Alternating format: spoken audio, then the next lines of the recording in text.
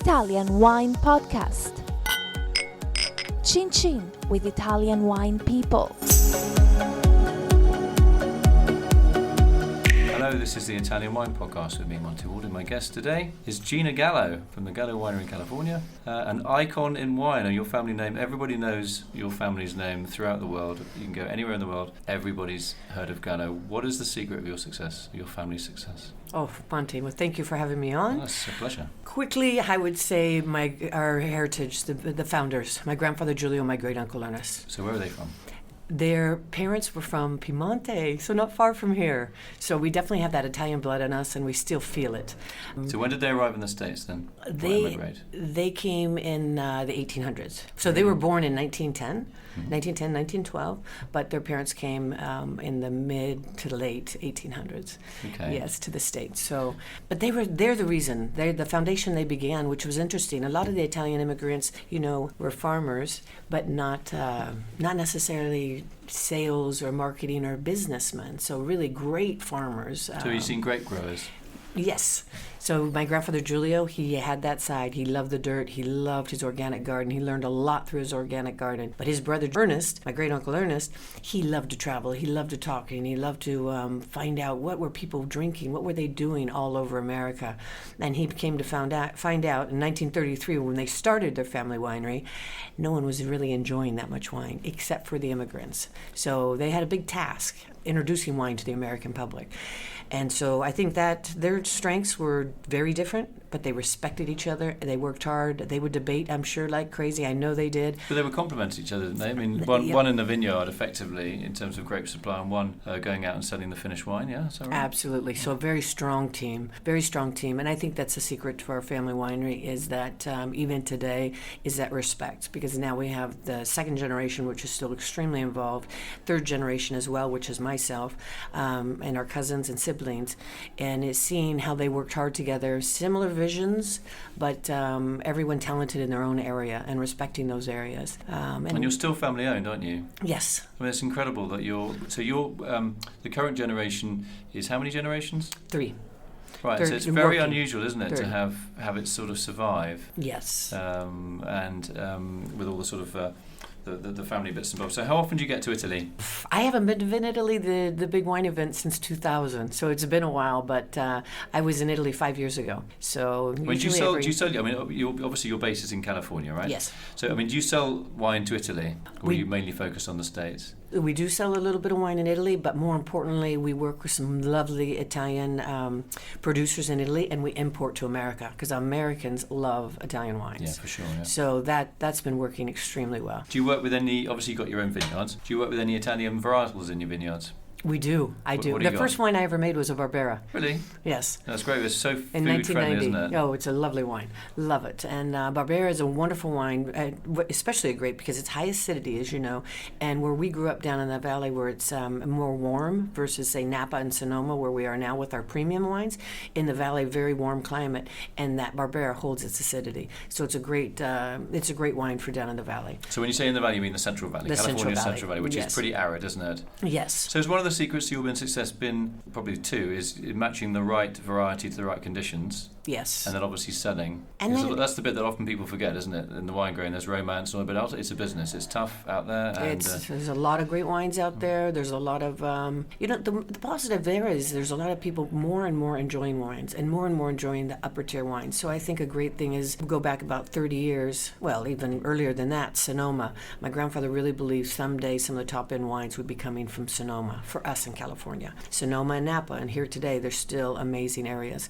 So I think progressively as a family being able to invest long term in those areas. So now today with people enjoying these top end wines, we're ready. We have them. We have the different vineyards to really create some of the top wines that can compete against the world. So it's a lot of fun. I used to work for a guy called Walter Shug in Sonoma. Oh my gosh. And Walter worked with your grandparents, yes. I think. Yep, he did. Grape supply. Exactly. He told me some fantastic stories. Oh, I love it. About, it's tough. You're too young. No, I'm 50. I was in my mid-20s then. firsthand Okay. learning. And he was a great guy to learn from. But when he talked about your family, I mean, it's you've got to, the romance of wine is one thing, but you've got to be sharp in terms of business, and you've got to nail down your grape suppliers to say, listen, this is the quality I want, this is what we're going to pay, and this is how I want it delivered. Yeah, You're exactly right. He was very instrumental in the wine world too.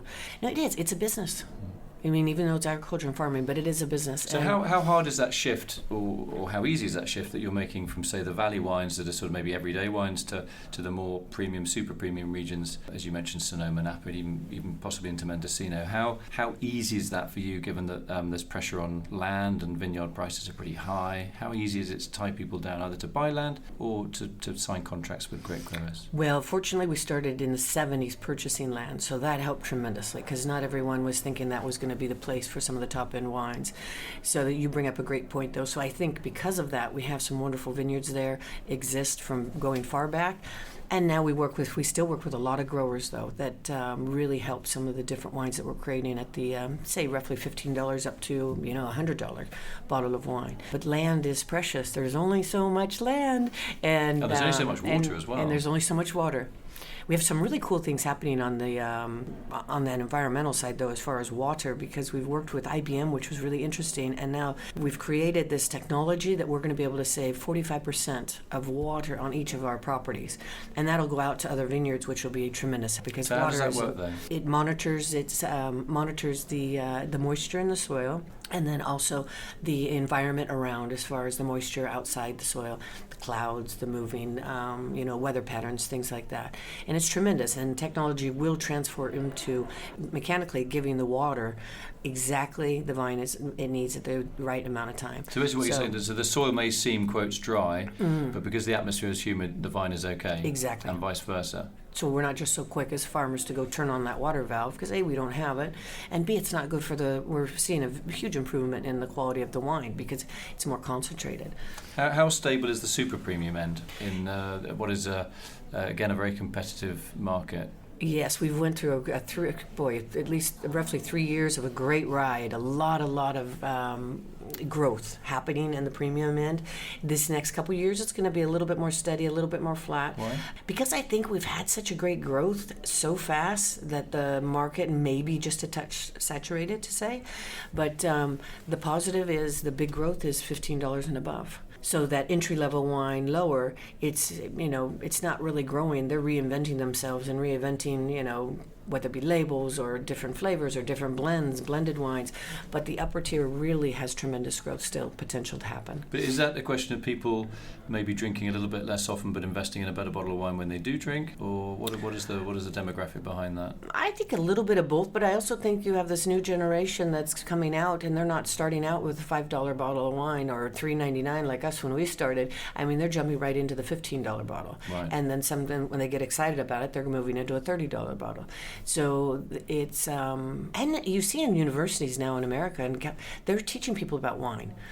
So I think more people are coming out understanding wine better than, say, maybe our generation was. And less fear factor. Yeah, and less fear factor. And in general, that's a great point, because much more confident.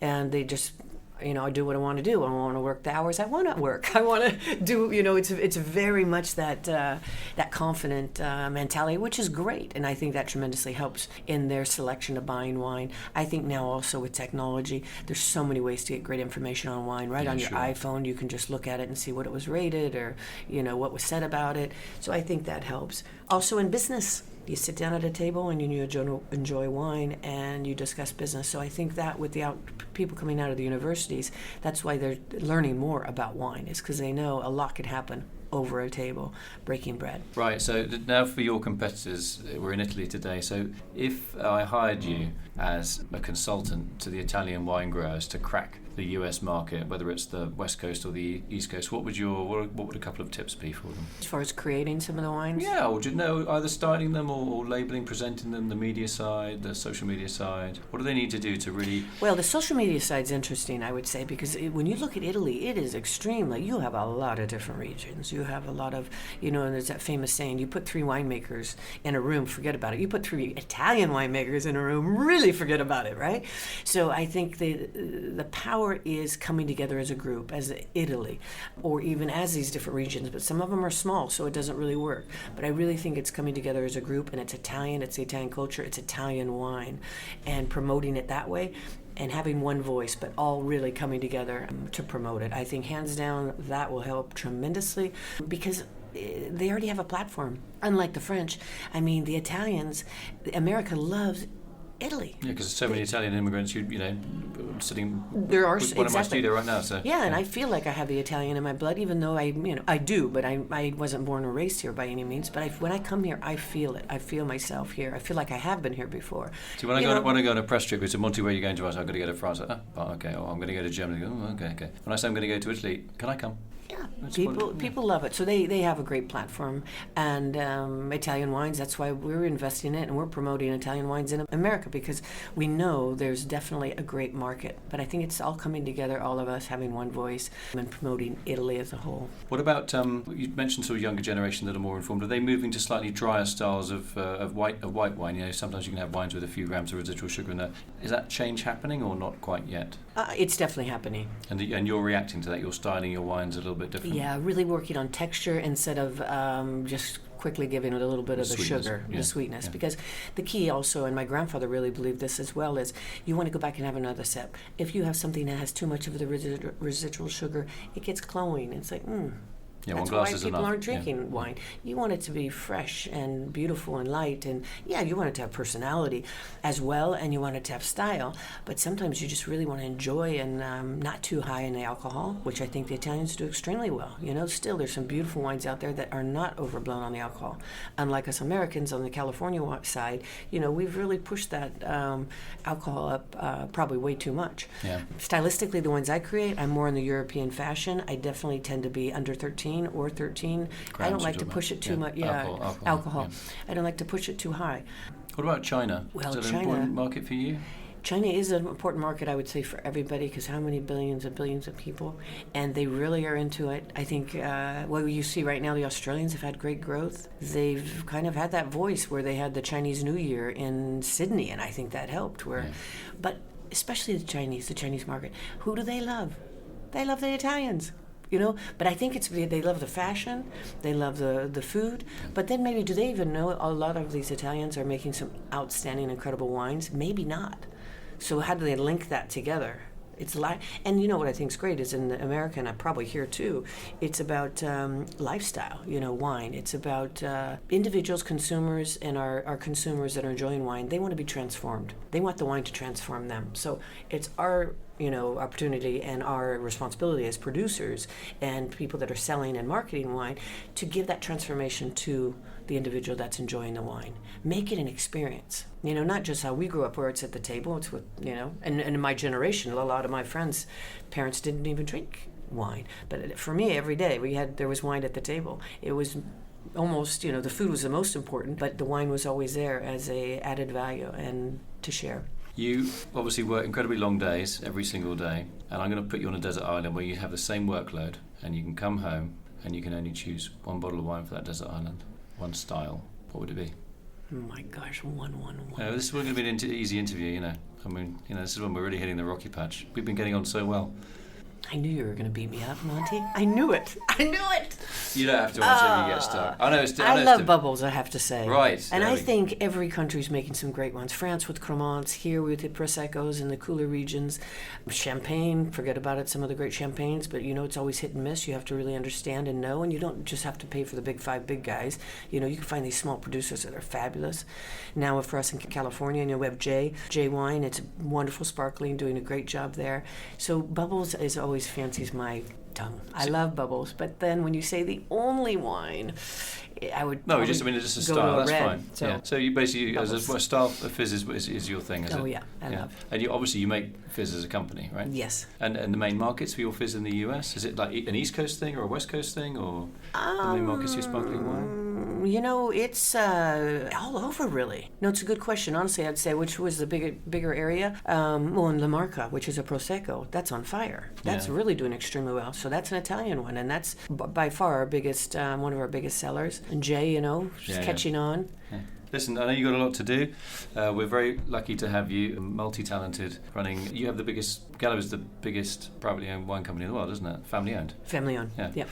Really kind of you to come and spend a little bit of time with us today. Fascinating to talk to you. Next time we can talk, I'm a bit of a biodynamic, kind of organic kind of guy, and next time we can talk a bit more about sustainability and that kind of thing. I love it, because I'm a big fan of that too. Yeah.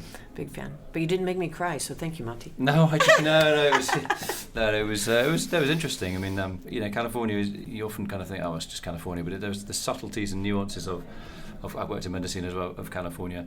It's a massive area, as you well know, and you've got grape growers, you've got winemakers, you've got processors. Very, very complicated, but it works. But a lot of a bit of Italian influence. In Mendocino, there was a lot of Italian influence. The old timers, with their farming very, very traditionally. Wine was food, it was energy, keep them going. Which is a good place to start, I think. And some great Chardonnays in Mendocino. Yeah. Some of the early days when I started making wine, I would never forget the Chardonnays there, and even then the Pinot Noirs too. Yeah. You're doing a great job. Gina, thank you very much. Thank you, Monty. Real pleasure to meet you. Thank you. Thanks. Follow Italian Wine Podcast on Facebook and Instagram.